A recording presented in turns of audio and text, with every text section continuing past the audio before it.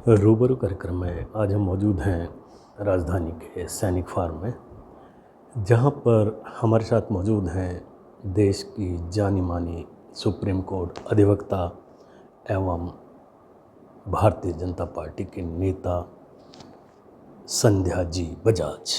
संध्या जी, रूबरू कार्यक्रम में आपका स्वागत है। जी धन्यवाद, बहुत बहुत धन्यवाद। आज गुरु पूर्णिमा है जी, क्या संदेश देना चाहेंगे? ये बहुत ही महत्वपूर्ण दिवस है। ये सबसे पहले गुरुओं के चरणों में प्रणाम करके कहना चाहूँगी कि जो गुरु हैं वो हमारे लिए साक्षात नारायण हैं। वो नर के रूप में नारायण इस धरती पर हैं। गुरु जो आपको राह दिखाता है, जो शिक्षा देता है, जिस तरीके से वो आपके जीवन को सुधारता है, उसके लिए तो मैं यही कहूँगी कि साक्षात प्रभु ही नीचे आते हैं, जो आपको बताते हैं। आप बहुत खुशकिस्मत हैं, सौभाग्यशाली हैं, लकी हैं अगर आपको सही मायने में कोई गुरु मिलता है जो आपको आगे बढ़ाता है और आपको अच्छी शिक्षाएं देता है।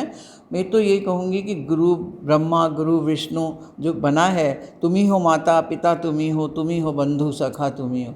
माने गुरु में ही आप देखते हैं हमारे बच्चे को कौन सबसे ज़्यादा देता है ज्ञान। सबसे पहले माता पिता, और माता पिता के पश्चात गुरु ही आता है, जो कि आपके जीवन को सही बनाता है। जैसे विवेकानंद जी ने भी कहा है कि मैं अपनी माँ का ऋणी हूँ जिसने मुझे जन्म दिया, लेकिन उनसे भी ज़्यादा मैं ऋणी हूँ जिसने मेरे जीवन को जीने के योग्य बनाया। तो गुरु जीने के योग्य बनाता है आपको, माने आपको घड़ता है, आपको संवारता है। आप किस तरीके से आए, एक मिट्टी रूप में हम लोग जब पैदा हुए हमें कुछ नहीं आता है, लेकिन उसके बाद आपको जैसे जैसे अच्छे गुरुओं की शरण मिलती है, ज्ञान मिलता है, तो ज्ञान ही सब कुछ है। गुरु आपको ज्ञान देता है, गुरु आपके सारे अंधकारों को दूर करता है।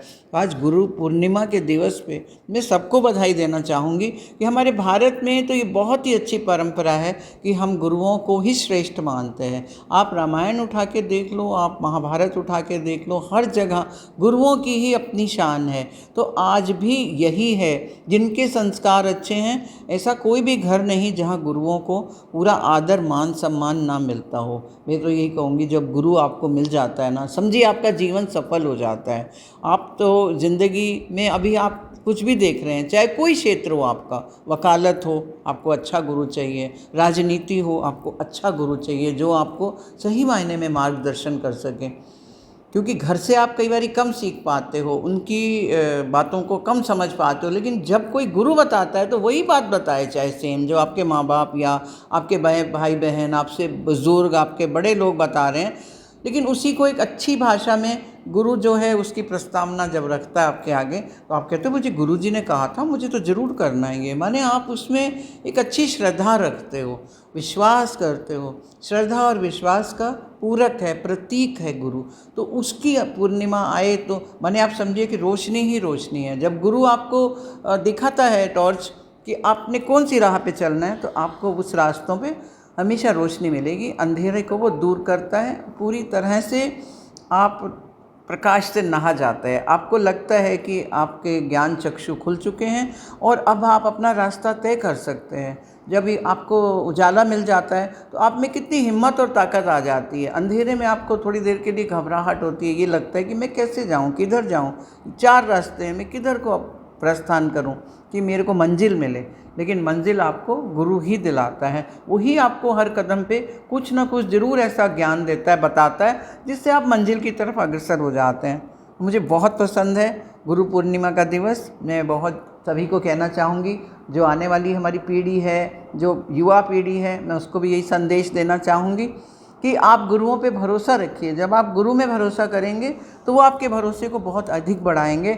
आप देखिए आपकी ताकत कितनी बढ़ जाती है जब आप किसी को गुरु मान लेते हैं। आपको याद है एकलव्य ने किस तरीके से, जब उनको नहीं मिला द्रोणाचार्य जी का साथ, तो उन्होंने उनकी तस्वीर को ही गुरु मान लिया और वो अर्जुन से भी अच्छा बाण चलाने लगे। जब उन्होंने बाण चलाया तो उनको समझ में आया कि देखिए, जब देखा गुरु द्रोणाचार्य ने कि अर्जुन से अच्छा कौन धनुर्धारी है, तो देखिए उनको दिखा कि वो एकलव्य है। एकलव्य ने कैसे, क्योंकि उन्हें एकाग्र होकर उसे गुरु माना।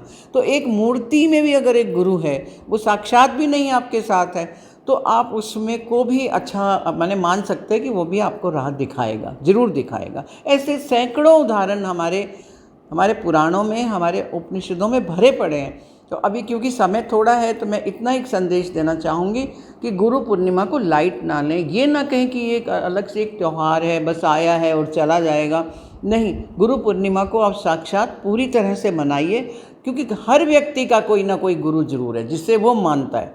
ज़रूरी नहीं कि एक ही है, नहीं, आपको अलग मिलेंगे, कोई आपके लाइफ में वो पार्टिसिपेट करेंगे, आपकी लाइफ को निर्धारित करते हैं। हमारा कोई है कि हाँ जी हमने इनको माना, कोई बजरंग बली को मानते हैं, कोई भगवान राम को मानते हैं, कोई आगे जो गुरु हैं हमारे साक्षात जो इस धरती पे पैदा होकर आज हमारे बीच में भी हैं, उन गुरुओं को मानते हैं। या जो गुरु हमारे जा चुके हैं, जैसे कि हमारा गुरुद्वारा है, उसमें आप देखिए कि गुरुओं का कितना बखान है, किस तरीके से हम गुरबाणी को ही अपना गुरु मानते हैं। तो गुरु मानियो ग्रंथ को ही गुरु मानते हैं, और देखिए कितनी तरक्की करते हैं, पूरे विश्व में राज है आज उनका। जहाँ भी जाते हैं वह एक ही कौम है जो लंगर खिलाती है, जो लोगों को माने पूरी तरह से उनकी भावनाओं को देखती है। और मुझे बहुत से स्टूडेंट्स बताते हैं जब वो बाहर लंदन अमेरिका पढ़ने जाते हैं तो हमें कहते हैं कि अगर हमारे पास में डॉलर नहीं, कुछ कमी हो गई पैसे की, या वैसे भी नहीं भी हो, तो हमें तो मैम बहुत मज़ा आता है जब हम गुरुद्वारे जाते हैं, हम वहाँ पे भोजन करते हैं, खाना खाते हैं, और वो हमारी पसंद का भी हमको देते हैं। ज़रूरी नहीं कि आपको एक जैसा देते हैं, बोले कि बहुत अच्छे से वो भोजन परोसते हैं और दिल से खिलाते हैं। हम एक बार ही हफ्ते में खाएं तो हमें लगता है कि हमारा खाली पेट नहीं भरा, हमारा पूरी संतुष्टि हो गई है।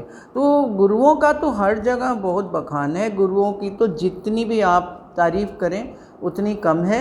आप बहुत सौभाग्यशाली होंगे अगर आपको ऐसा गुरु मिलता है जो सही मायने में आपकी ज़िंदगी को पूरी तरह से सोने जैसा बना देता है, चमका देता है। धन्यवाद। बहुत बहुत धन्यवाद संध्या बजाज जी, बहुत ही सुंदर संदेश। गुरु गोविंद दो खड़े काके लागू पाए, बलिहारी गुरु आपके जो गोविंद दी मिलाए। तो यदि हमारे अच्छे गुरु हैं तो वो हमें ज़रूर भगवान से मिला देंगे। इसलिए यदि भगवान और गुरु दोनों खड़े हैं तो सबसे पहले हमें गुरु के चरण स्पर्श करना चाहिए। ये है संदेश।